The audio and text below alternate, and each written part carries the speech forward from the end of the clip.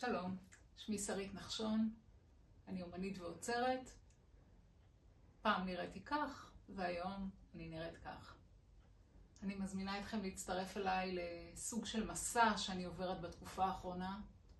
לפני כשנה חליתי בסרטן מוח אלים, חיי השתנו, וכתוצאה מכך גם עבודתי האומנותית קיבלה תפנית.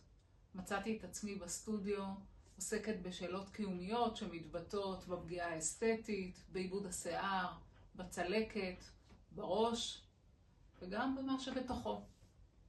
אני מרגישה שבפעולת הרישום האיטית אני מתבוננת על המחלה, מנסה להכיר בה ולקבל את עצמי החדשה, מתבוננת על הממצאים, על ה-MRI, ה-CT, ומנסה להבין מול מה אני מתמודדת. ההתבוננות והרישום של פנים הראש מחזירה לי בעצם את השליטה על אזור שאינו בשליטתי.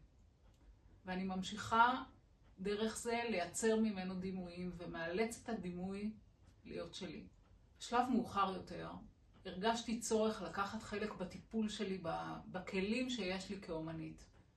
הזכרתי בטקסי וודו שבהם נועצים סיכות בבובה או בחפץ אישי כדי לפגוע באדם ספציפי. זה לא מה שעשיתי. בחרתי להשתמש בעיקרון דומה אך באופן חיובי. בחרתי לעשות טיפול לדימוי. לדוגמה, אני לוקחת את ממצאי ה-MRI, מציירת אותם, אבל מציירת אותם לא אותו דבר. לאט לאט מציירת את הגידול הולך וקטן, עד שהמוח נראה תקין והגידול נעלם.